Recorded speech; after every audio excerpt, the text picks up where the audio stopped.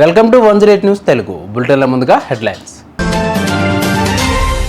Eknath షిండేపై comments, comedian ఈవెంట్పై దాడి. జనసేన ఖచ్చితంగా తమిళనాడులో అడుగుపెడుతుంది, పవన్ కీలక వ్యాఖ్యలు. నేడు ఢిల్లీ వర్సెస్ లక్నో, విశాఖలో ఐపీఎల్ సమరం. ఉగ్రవాదుల చొరబాట్లపై సముద్ర తీర ప్రజలకు రజనీకాంత్ హెచ్చరిక. మహారాష్ట్ర డిప్యూటీ సీఎం ఏక్నాథ్ షిండేపై స్టాండప్ కమెడియన్ కునాల్ కమ్రా చేసిన స్కిట్ తీవ్ర వివాదమైంది. షిండేను దేశద్రోహి అని అనడంతో పాటు ఆయనను ఎగతాళి చేసేలా కునాల్ పాట పాడారు. దీనితో బొగ్గుమన్న శివసేన నేతలు ఆ షో జరిగిన హోటల్ని ధ్వంసం చేశారు. కునాల్ కమ్రాను దేశంలో తిరగనివ్వమని హెచ్చరించారు శివసేన సభ్యులు. శివసేన పార్టీ డబ్బులిచ్చి ఇటువంటి కార్యక్రమాలు చేయిస్తోందని ఆ పార్టీ ఎంపీ నరేష్ మాస్కే ఆరోపించారు. అన్నీ అనుకూలిస్తే తమిళనాడులోనూ జనసేనను విస్తరిస్తామని ఆ party chief Andhra Pradesh deputy CM Pawan Kalyan స్పష్టం చేశారు. పార్టీ పెట్టడం ముఖ్యం కాదని, నిలబెట్టుకోవడమే ముఖ్యమని పేర్కొన్నారు. సినీ నటులు రాజకీయాల్లోకి వచ్చి గెలవడం అంత ఈజీ కాదని, అది కేవలం ఎన్టీఆర్కు మాత్రమే సాధ్యమైందన్నారు. రాజకీయాల్లో ఓపిక ఎంతో అవసరమని పవన్ కళ్యాణ్ చెప్పుకువచ్చారు.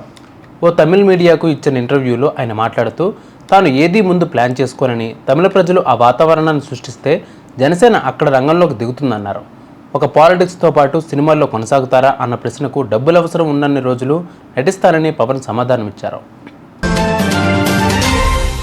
ఐపీఎల్లో ఇవాళ ఆసక్తికర పోరు జరగనుంది. విశాఖపట్నం వేదికగా Delhi Capitals, Lucknow Super Giants తలపడనున్నాయి. టోర్నీ చరిత్రలో ఇప్పటి వరకు ఈ రెండు జట్లు 5 సార్లు తలపడగా ఎల్ఎస్జీ 3 సార్లు, డీసీ 2 సార్లు మ్యాచ్ల్లో గెలిచింది. వేలంలో ఈ రెండు జట్ల మధ్య పంత్, కేఎల్ రాహుల్ స్వాప్ అవ్వడం కూడా ఈ మ్యాచ్పై మరింత ఆసక్తిని పెంచుతోంది. 7:30 మ్యాచ్ ప్రారంభం కానుంది.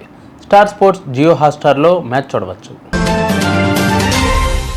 సముద్ర మార్గంగా ఉగ్రవాదుల చొరబాట్లపై ప్రజలను తమిళ సినీ సూపర్ స్టార్ రజనీకాంత్ హెచ్చరించారు.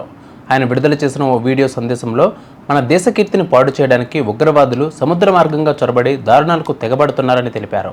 సముద్ర తీర ప్రాంతాల్లో నివసించే ప్రజలు అప్రమత్తంగా ఉండి అనుమానితుల సంచారం గురించి సమీపంలో పోలీస్ స్టేషన్లో సమాచారం ఇవ్వాలన్నారు.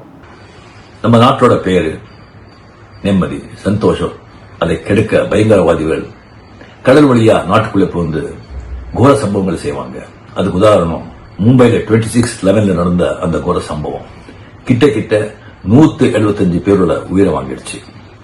கடலோர பகுதியில் வாழும் மக்கள் விழிப்புணர்வோடு இருந்து சந்தேகத்துக்குரிய மக்கள் யாரை நடமாடினா கிட்ட இருக்கிற போலீஸ் ஸ்டேஷனுக்கு இன்ஃபார்ம் பண்ணணும் அப்படிங்கிற ஒரு விழிப்புணர்ச்சி ஏற்படுத்த 100 CASF வீரர்கள் கிட்ட 7000 கிலோமீட்டர் வெஸ்ட் பெங்கால் இருந்து கன்னியாகுமரி வரைக்கும் சைக்கிள்ல ரேலி போவாங்க.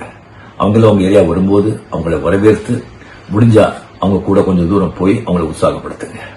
నది వాళ్ళ తమిళ மக்கள், వాళ్ళ తమిళనాడు. జై హింద్. చూస్తారుగా, ఇవి వాళ్ళ బులెటిన్ అప్డేట్స్. మరిన్ని అప్డేట్స్తో మళ్ళీ మేము ముందుకు వస్తాను. అంతవరకు కీప్ వాచింగ్ 108 న్యూస్ తెలుగు.